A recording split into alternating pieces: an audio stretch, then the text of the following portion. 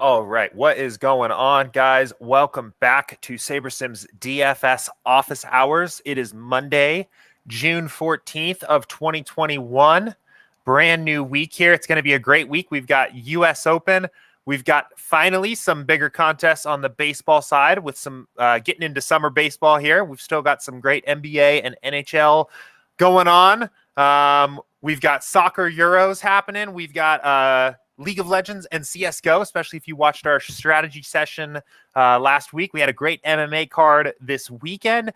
There's just a lot of great DFS to be played going on right now. So welcome to our show. If this is your first time joining, this is a live-style Q&A show where we take questions from our users in Slack or in YouTube chat or via email. About DFS, about SaberSim, about sports betting, and answer them live on stream. So we do this live for a reason. I want to hear clarifying questions. I want to hear follow-up questions. I want everyone here to be a part of the conversation. So if you have thoughts or some follow-up or just something you'd like to add, pop it into YouTube chat, pop it into our Office Hours channel on Slack. A lot of times I'll bring some, even just comments up on screen and talk about them a little bit. So that's great. This is also a daily show for a reason. We host the show every weekday, Monday through Friday at 2 p.m. Eastern. This is not a tout show and this is not a pick show, but we use the slates and the games and the players that we have on any given night to help explain certain DFS concepts, to walk through strategy, and we'll be doing a little bit of that today. So if you are watching the recording or if you are watching live here, thank you for joining us today.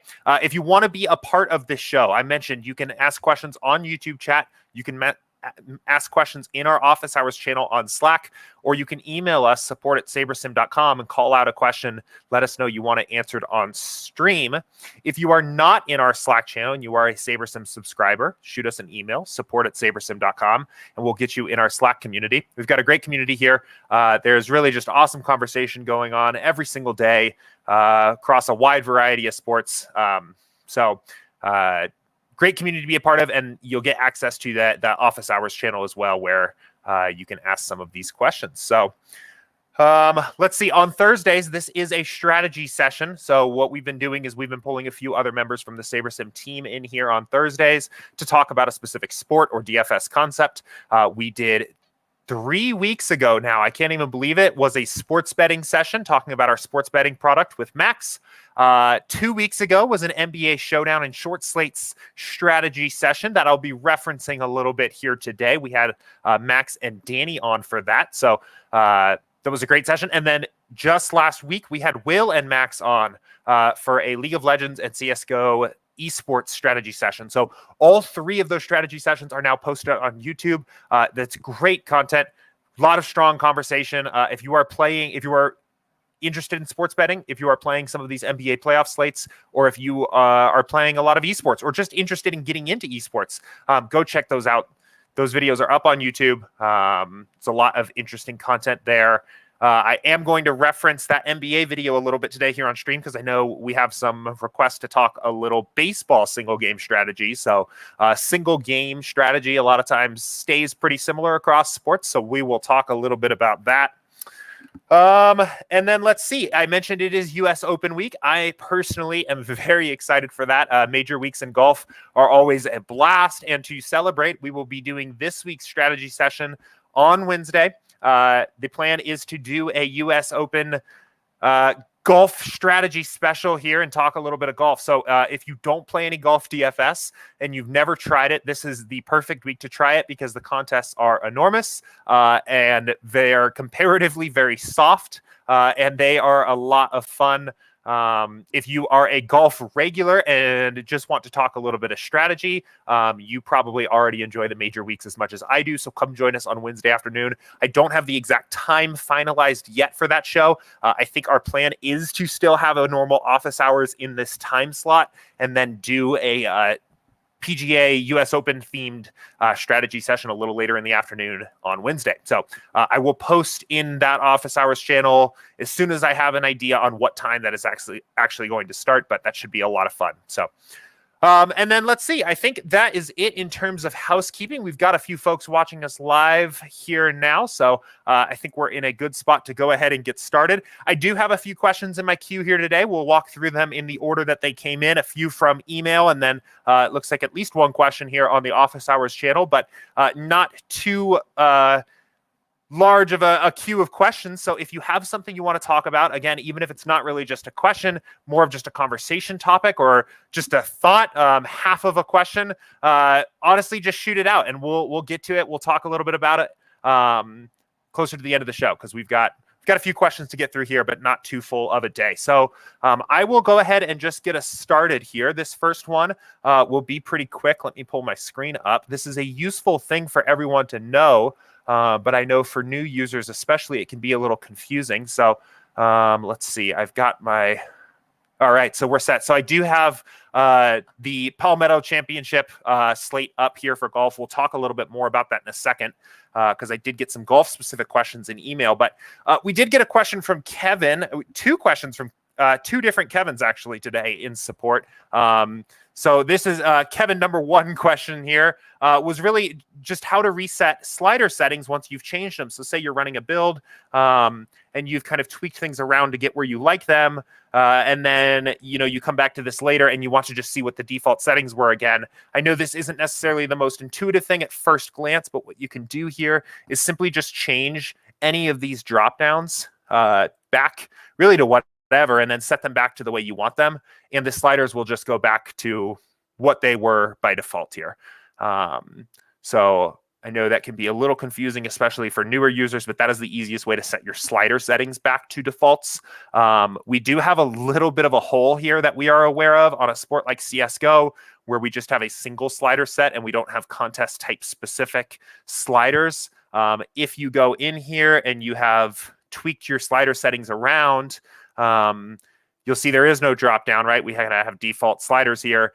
It can be hard to get back to a set of defaults. So what I would recommend, what I typically do, and I know this isn't the easiest thing, is to simply just check either a different slate or check a different day's slate and just see kind of on a slate to slate basis, the sliders will go back to the defaults. So say you had set the spring sliders one way and you wanted to come back here and see, so you can see the defaults are a little different. And actually what had happened there is I think I set those spring sliders at 2.9 before the show. So you can see the defaults were actually 0.5. So you can come back here and change your sliders around. So I know that is not necessarily the most easiest thing. It's really only on some of these niche sports, the stuff that we don't have the specific contest drop downs available for, but that is the easiest way to do that right now. And for most of the main sports where we do have the drop downs, you'll see on something like baseball too, you can do this the same way and just go in here and change your slider settings and you'll get the defaults. So good little note to know there. This next question, I'm going to go ahead and jump into this now. I really want the full question in front of me here. Let me jump back to golf because I know this question was about golf here.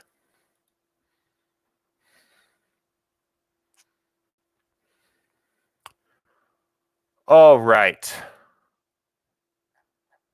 So this question also came in from a Kevin in our support inbox here. It sounds like Kevin recently tried us out for golf in the Memorial Tournament. So that was actually 2 weeks ago. And it sent us a pretty decent sized email here with a lot to unpack. So I'm going to stay on this for a minute. But he mentioned first week trying SaberSim, got him 5 out of 6 golfers across the cut in the big 250K contest. He said that he rostered Hovland in the Memorial for 9,900 when Cantlay at 9,500 would have done it, and wishes there was a way to visualize gaps in exposures. Had Cantlay in 40% of his lineups. So basically was wondering if there's a way to kind of visualize how your exposure is spread out across your many different lineups. Then he went on to say, had an idea about modeling weather and wanting to change some golfers, I assume kind of based on tee times with the weather, their projection right before the lock, but with not wanting to run a brand new build. So I will walk through that a little bit here too. I know that's a little bit confusing here. I'm going to break this down into pieces here. And Kevin, I don't know if you are watching us. If not, I will make sure I get you a recording of this later here. I ran a build ahead of time to pull up here, and we'll talk about a few things specific to this email that you can do here. So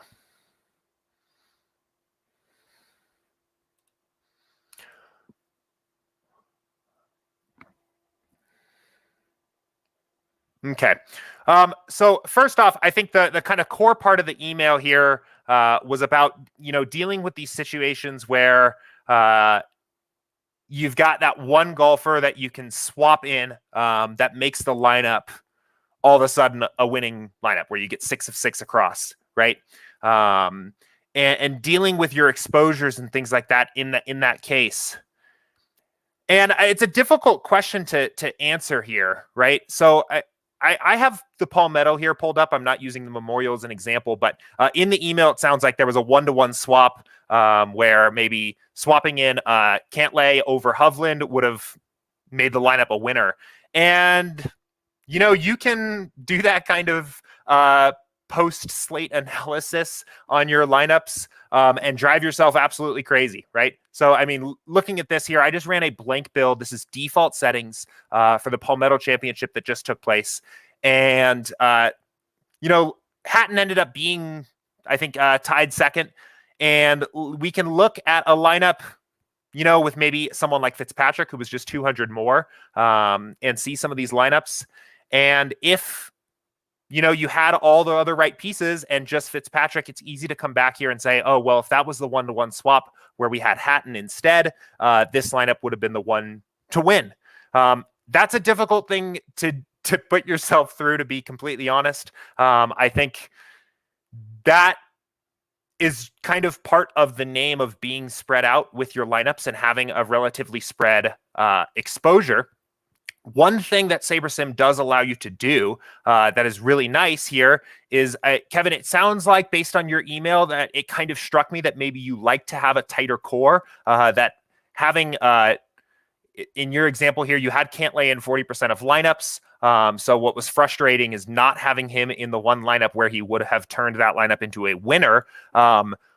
SaberSim does allow you to tighten up your cores after a build without having to run a brand new build. So we can see in this particular case, we get a little bit of a core of maybe 5 or so players that we have over 20% in our golf lineups.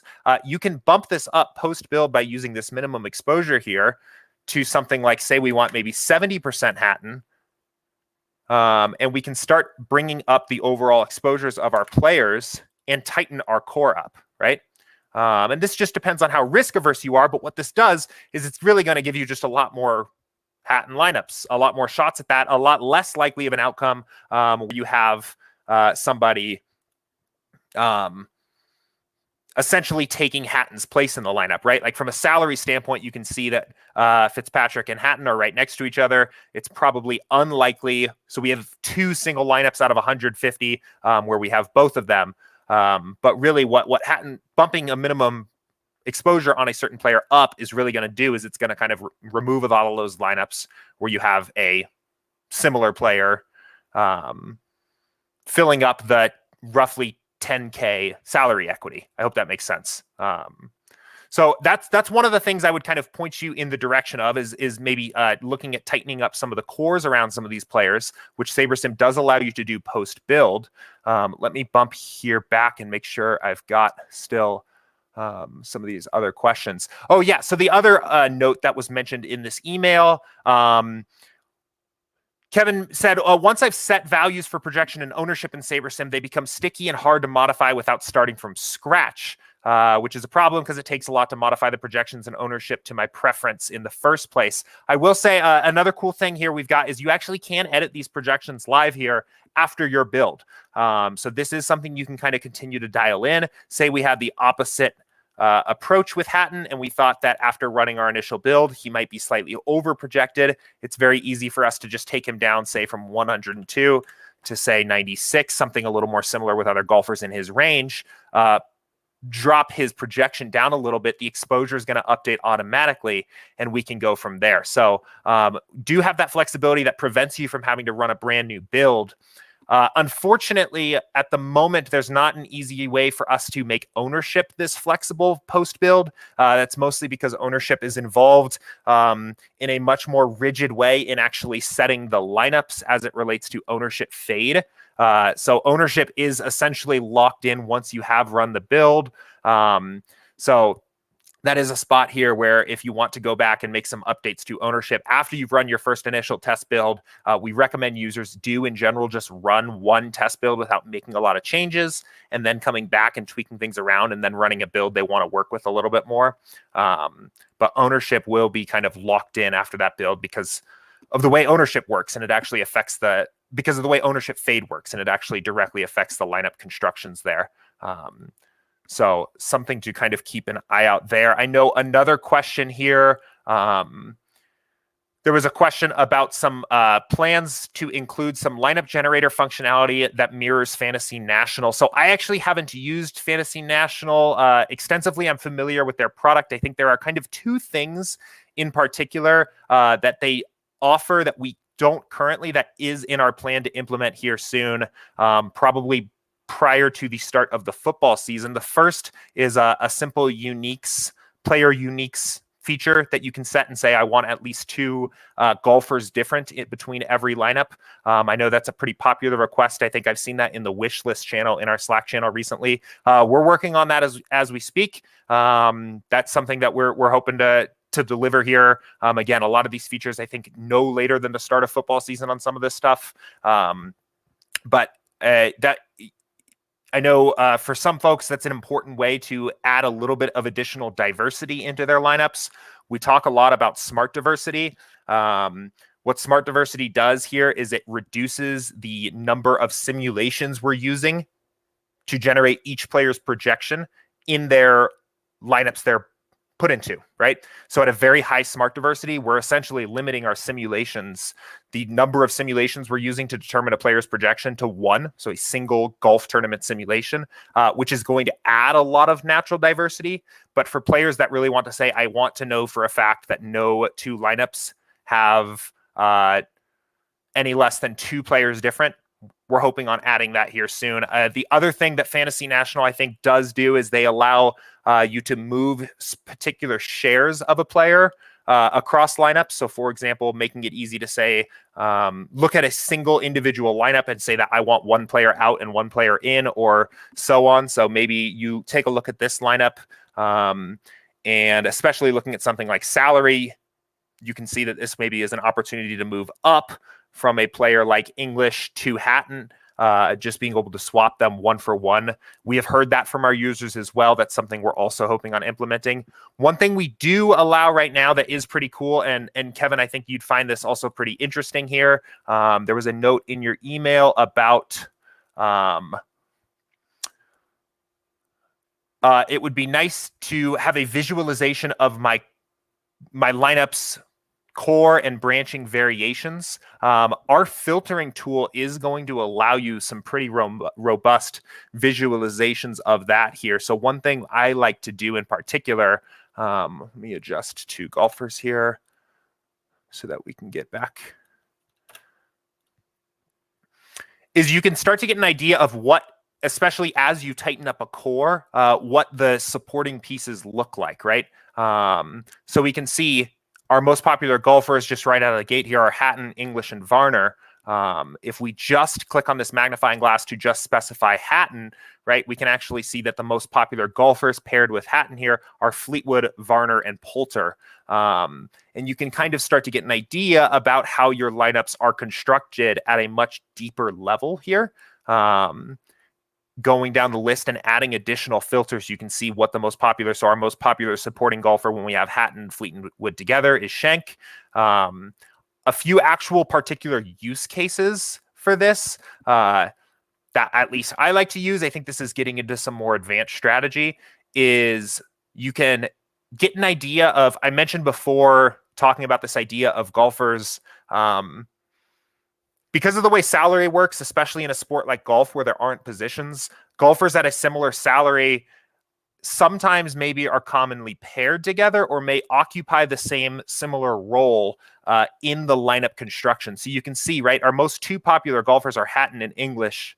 But when we specify to only look at Hatton lineups, English drops significantly and maybe doesn't even show up here.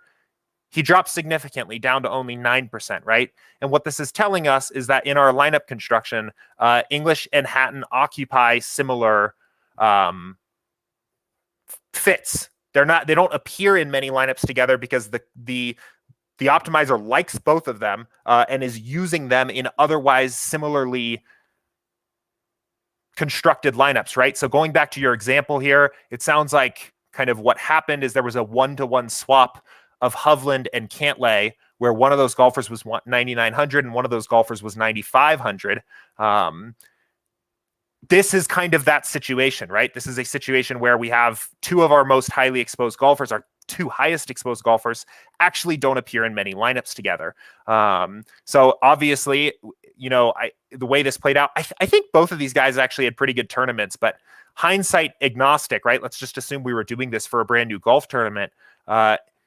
If you wanted to avoid a situation where you had the wrong one in the other, let me think about this the right way. If you wanted to avoid a situation where you had the wrong one in the lineup, it might be best to get significantly overweight on one of these golfers and take a stand and underweight on the other. And really which would probably happen is by limiting someone like English's exposure, we're going to see Hatton take a jump because the optimizer, of course, treats them as similar players, right? Contrary to a situation like Hatton and Fleetwood, right, where we have 21% Fleetwood in our main full lineup set. If we just look at our Hatton lineups, we still see Fleetwoods appearing in 21% of our lineups. So essentially we have constructions here. The optimizer's usage of Tommy Fleetwood is agnostic to whether or not Hatton has already been played in the lineup. These players are not as one or the other in the overall construction. So again, get into some more advanced filtering strategy here. But Keith, I mean, it sounded like based on your email here that you do some pretty involved post-build tweaking around of your exposures. So I just kind of wanted to show you some ways that this can be particularly pretty powerful here. The last thing I'll note before I move on is you can actually, let me see here.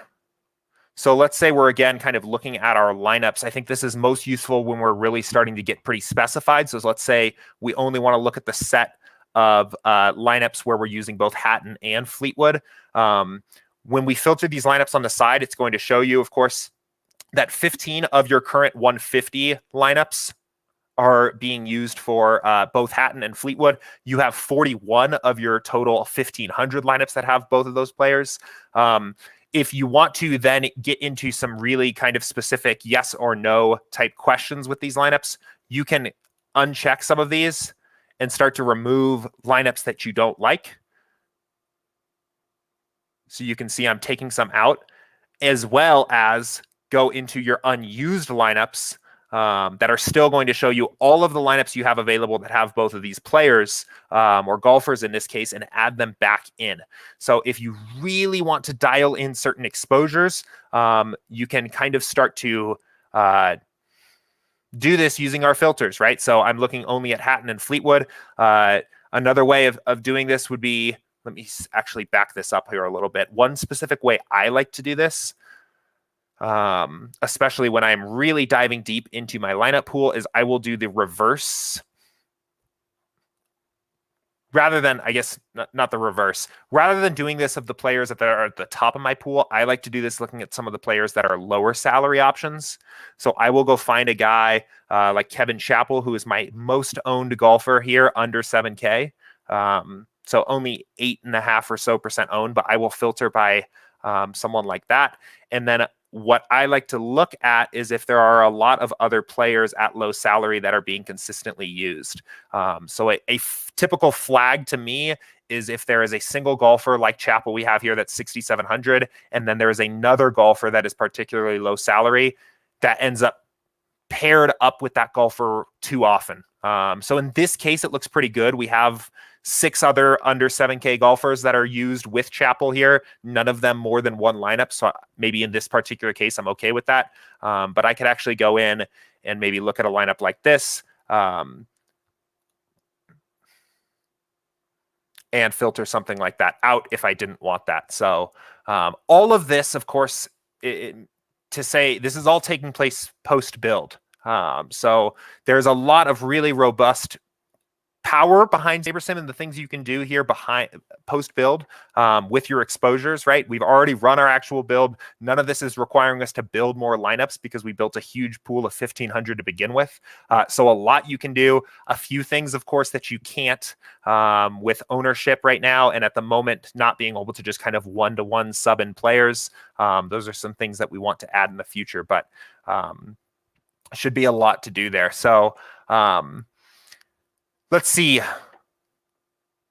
Hopefully that was helpful here. I'm looking back over the email here, and I think I've pretty much kind of covered most of your thoughts. I'll shoot you a recording of this video here, Kevin, as soon as I'm off of this and give you a chance to watch it and ask any follow-up questions you have. It was pretty advanced filtering strategy here on some of this here. So anyone else watching, if you've got kind of questions about what we just walked over, feel free to ask. But there's a lot that can be done in terms of fine-tuning your lineups here at the end, again, post-build. So definitely a lot to walk through there. All right. With that said here, I'm going to shift gears in a totally different direction, and we're going to talk a little bit of, it sounds like single game MLB strategy. This came from Austin Bats 3 here in our Slack channel. So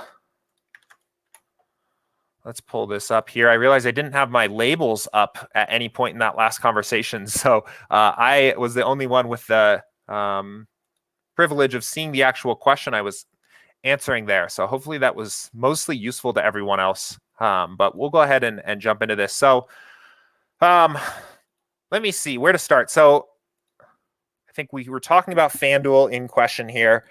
First off, I mentioned it at the start of the show. We talked NBA showdowns and short slates 2 weeks ago in a strategy session with Andy, Max, and Danny here. Showdowns and single game contests obviously play a little bit differently from sport to sport, but I would say there's more in common between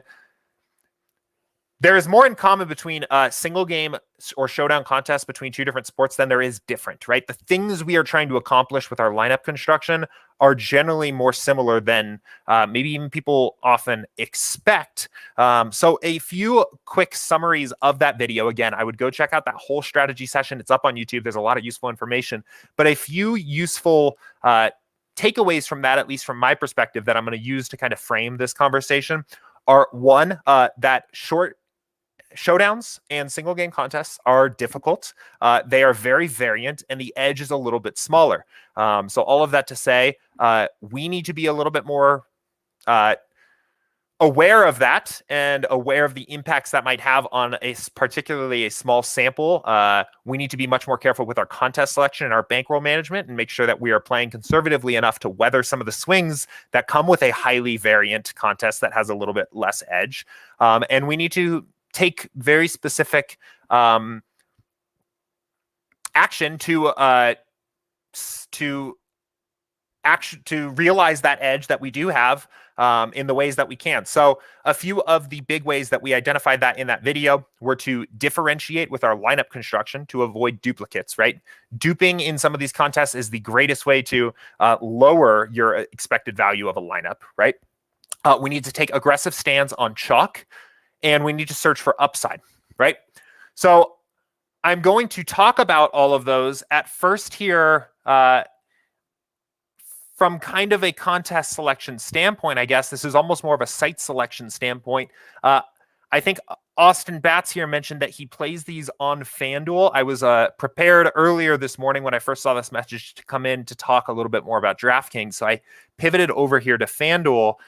It's been a while since I've played some of these contests on FanDuel, and I don't love their format, to be completely honest. So I'm going to talk about a few things that we can do on these FanDuel contests in a moment.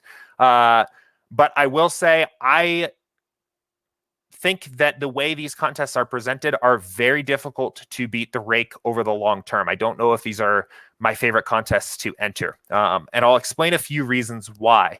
First off, this is true of all of FanDuel's single game contests. They do not scale salaries on their multiplier positions, right? So you can see someone like Tatis, who we have as the highest projected scoring player on this slate here, is 10,000, whether you want to play him at utility, star, or MVP. The reason that is a problem is that Tatis being the highest expected scoring player on the slate, right, is exaggerated when you put a multiplier on him without increasing his salary, right? So in terms of thinking about this from the standpoint of one of the ways we like to beat single game contests is fading the chalk. We know that Tatis is likely to be chalky. Perhaps the field may overestimate his overall range of outcomes compared to other players in the field, except for the fact that because we have multiplier positions to work with where the salary does not actually change, that really just gets exaggerated as you move up, right? It becomes better to play the highest projected player, of which everyone typically knows who that player is, at the higher multiplier positions. So we have this scale where Tatis has more and more likelihood of having a good outcome, right? Which is going to raise his ownership. That maybe makes us less and less likely to play him, but then that's balanced out by this multiplier factor where he becomes that much better of a play, right? In other words, I guess what I'm saying is because of the fact that FanDuel is not scaling their salaries based on their multiplier positions, it becomes harder or almost impossible to profitably fade chalk. One of the other problems here too is that they don't offer pitchers at all. So that really comes into play on two accounts. One, the fact that there are no starting pitchers here in the pool whatsoever just reduces the overall playable players in your pool, right? I don't even really know why they don't do this. This reduces the game to picking a handful of players at the most volatile positions in baseball and trying to kind of really just almost get lucky with kind of picking the guys. You'll see, I mean, Tatis is obviously maybe top 5 player in baseball overall. And when we're looking at single game sample sizes of any of these players on the slate, right, we're looking at ranges of outcomes. There's not a dramatic difference here in terms of what these players are expected to do in a single game outcome, right? Which just, again, it's another way that our edge is reduced here. Another thing too that is missing here that I like in particular on DraftKings is there are no relief pitchers. Relief pitchers are very similar. In that NBA video, we talk about looking for players that have minutes upside, where the field may be dramatically under projecting a player on minutes, or even just slightly under projecting a player on minutes, where if a player comes in and gets 3 or 4 extra minutes and they are projected by the rest of the industry in a single game NBA slate, that may go from taking them from being the 15th best play to the 5th best play on the entire slate and makes them a really good value. Relief pitchers on DraftKings occupy a similar role where they are pretty much an afterthought by most players, but they are in the player pool, and on a single game sample size, they do come into the game. So we can come back here. We actually have these players in our pool. I think it's one of the things that is really special about what SaberSim does on DraftKings. So you can look at a player like Tim Hill here, relief pitcher who actually has game outcomes where he scores, right? His upside is relatively low, but he goes probably almost unowned. Most of the relief pitchers do, and provides you a way to capture a little bit of upside and leverage too at a player that is going to be 2 or 3% typically or less owned by the field, and has these real outcomes where he comes in and scores. So Let's see. So I'd mentioned differentiating in your roster construction, right? We'll talk about that. I think you can still do that in FanDuel. Taking stands on chalk, I think that is much more difficult on FanDuel, right? Because of the way their multiplier works. As chalk gets better, or sorry, as players become more highly projected, they become more chalky. And then FanDuel directly negates the benefit of fading them by giving them a multiplier. Without punishing you by having to spend more salary. So I don't like that aspect. And I think finding upside in FanDuel is harder because they really just limit you to the 8 or 9 batters on either side of the team and are asking you to really just pick your favorite 5. There's just less players in the pool. There's not a lot of upside to be found because most of the players that are available in their pool are going to be rostered. So all that to say, Austin Bats, it sounds like you do play a little bit on DK. I would recommend, if you like MLB Showdowns, to hop over to DraftKings. If you already have a DraftKings account and you're playing them, I play a lot of DraftKings Showdowns. I think those contests are a little more beatable. These FanDuel contests, I'm just not sure. But if you like them and you like the format and you want to play them and you are looking for a sweat here, I would say a few things that you can do and still probably squeeze out a little bit of edge. The roster construction component is still there. So I think you can still avoid duplicates by getting different in your roster construction. One of the things that we talked about doing here, a very basic thing, is to just reduce your maximum salary to get some different roster constructions. I think in baseball in particular, especially a contest like this, you could probably get pretty aggressive with the way you're dropping your max salary. So I think we mentioned dropping it by 500, which would be 34.5 in the NBA Showdowns video. For something like baseball, if you dropped down to even 1,000 less, I think that would be fine. And I don't even think there'd be a problem dropping lower than that. But let's just say we run a build with a little bit of a lower maximum salary and see what we get out of it. We'll just run 20. A few other notes while we're looking at a fresh build here. Let me turn this off. So I would, first of all, always make sure that your smart diversity is cranked as high as it can go. This is going to use a single game simulation. I mentioned that before in determining a player's projection. You're going to get an opportunity to actually look at those ranges of outcomes we just pulled up.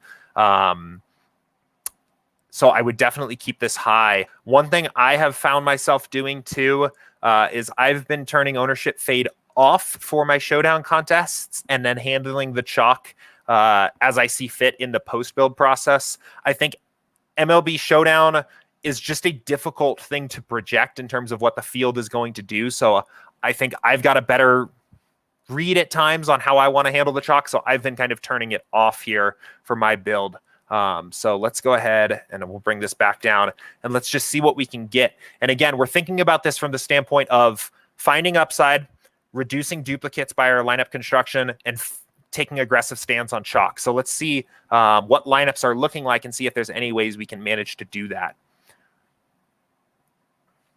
So we'll give this a moment, and we'll give me a moment to catch my breath here. We'll talk about maybe some strategies about the way we can do these things.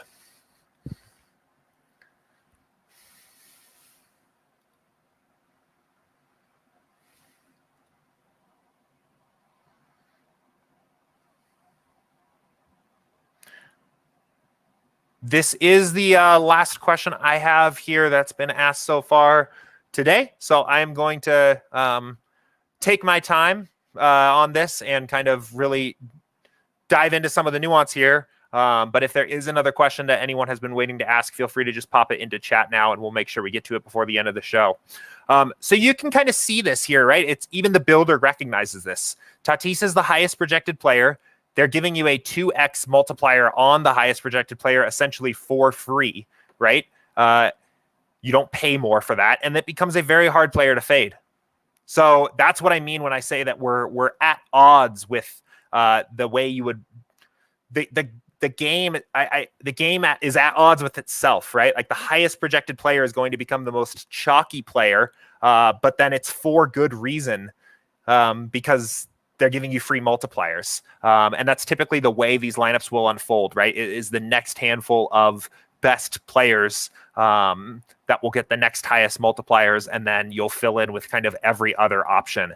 I think we had Jonathan or somebody asking a question last week that was playing NBA showdowns or NBA single game slates on FanDuel, where it's the same format. And I had a similar conversation here with him. And what he said is that from his experience playing these contests, that players that he was taking advantage of edge in this way, right? Players weren't actually realizing how efficient it was to just play the best plays at the multiplier positions. He felt like ownership was actually getting too spread out and was finding leverage by condensing. On a sport like baseball, I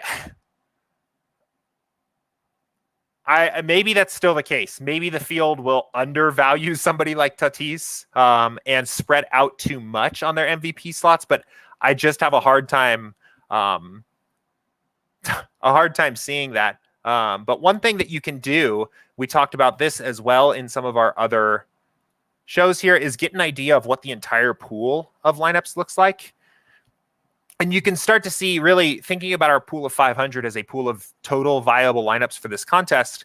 Tatis isn't actually the only viable player at the MVP position from the lineup builder's perspective, right? It's really only when we're forcing it to pick 20, sorting by Saber score, that it says those are the best positions. So one way that you could kind of proceed to get very different from what the field is going to do is to fade the highest projected owned player and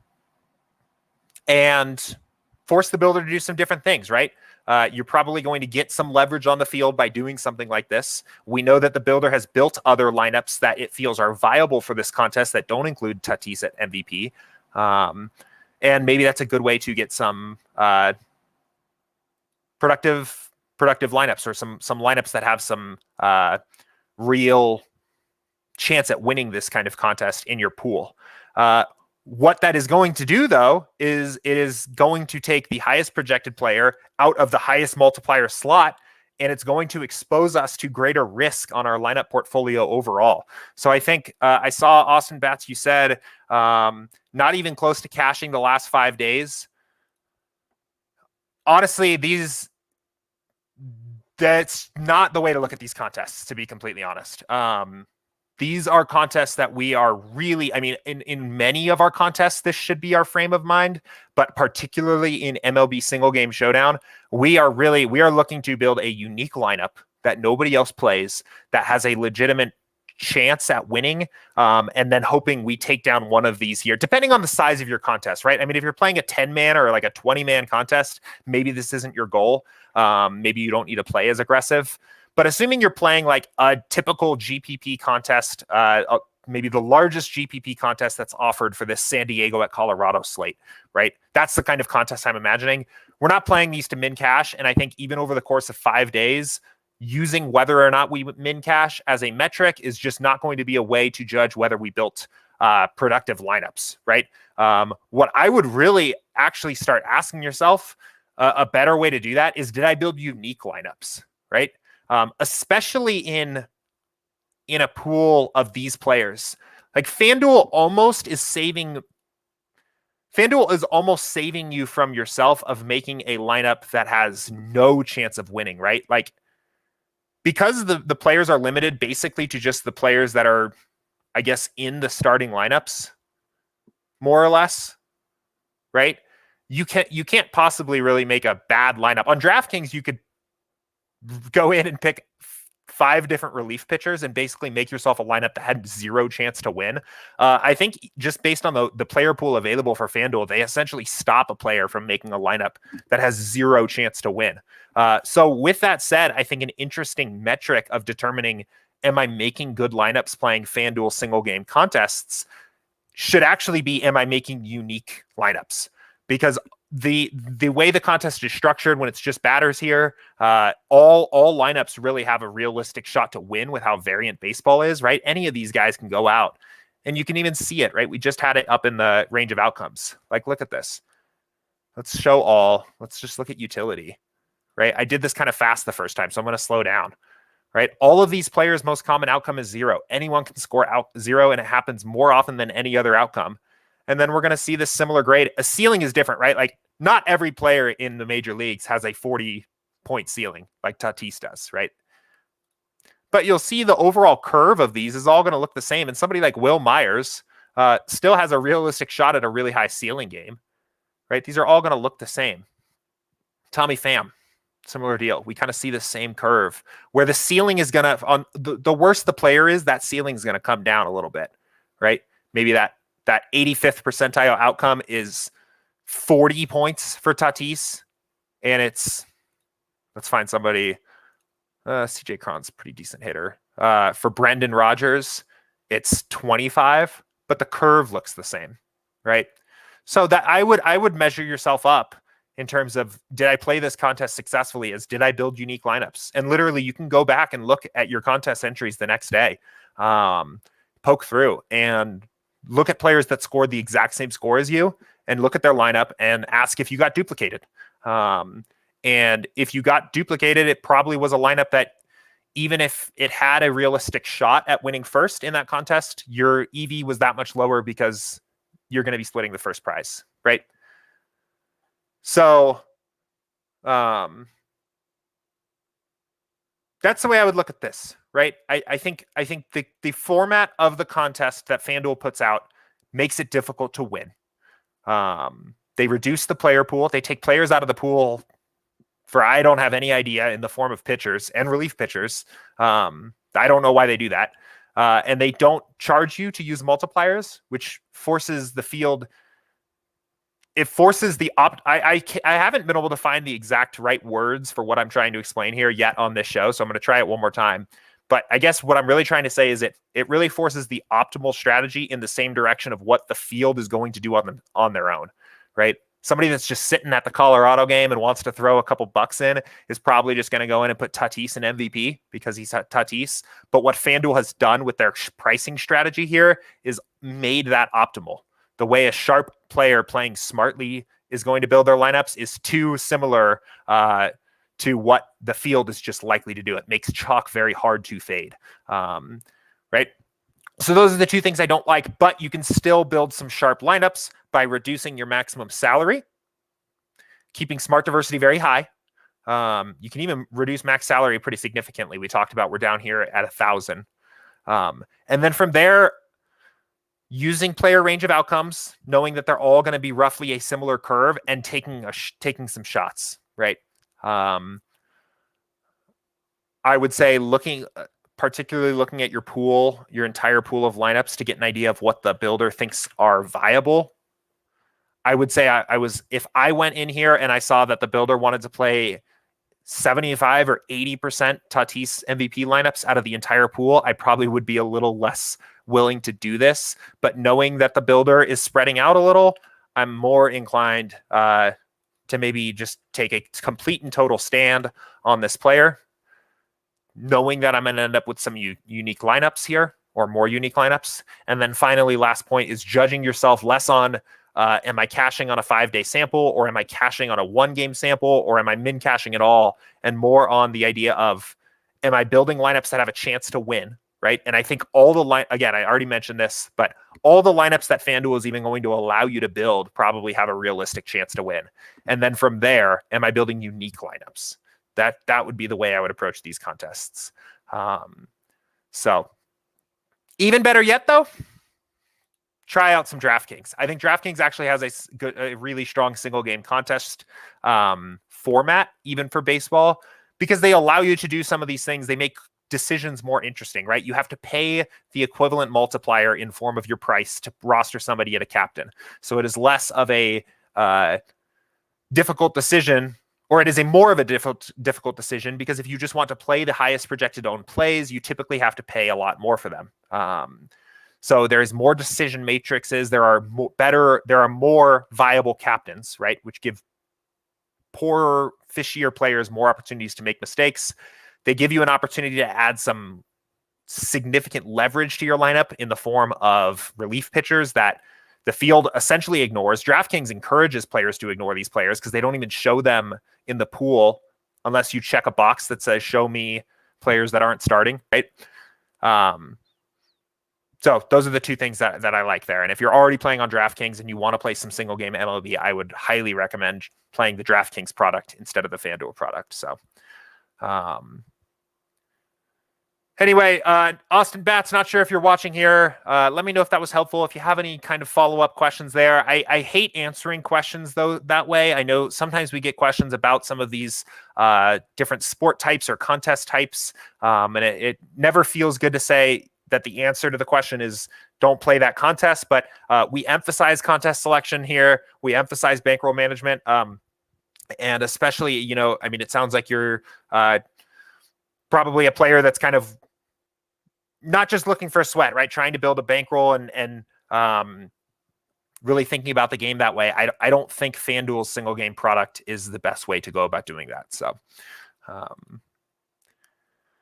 anyway, that is all I have in my queue for questions here. I haven't seen anything else come in. I haven't even seen a whisper from anyone. I see a little indication that at least a handful of people are watching me here, but if you are watching along and have been listening to me talk here for the last 50 minutes, give me a sign here so I know I'm not just been talking to myself. Does anyone have any questions for the last 10 minutes or so of the show today?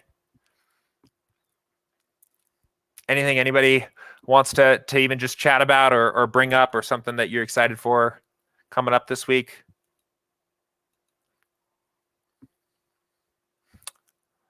See a bit of activity here. Maybe.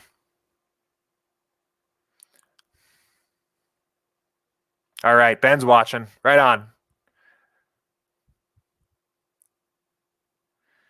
Anyone have any questions about anything we talked about today? I really went deep into just a handful of questions here rather than kind of spreading out and just going quick over a bunch of questions. So Austin Batts is here too, watching along. Cool.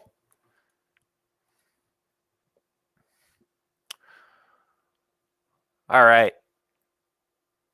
Well, I think that is going to just about do it if we don't have any other questions today. We got through a solid 52-minute chunk or so. We'll be right back again tomorrow, 2 p.m. Eastern. Same time, same place. If you have any questions in the meantime, feel free to shoot things over again in our office hours channel in Slack, to support@sabersim.com via email. And if you are not in our office hours, if you are not in our Slack community at all, and you are part of the SaberSim squad here, shoot us an email. We'll get you an invite link to join up. Otherwise, we'll talk to you guys again tomorrow, 2 p.m. Eastern. Take care. See ya.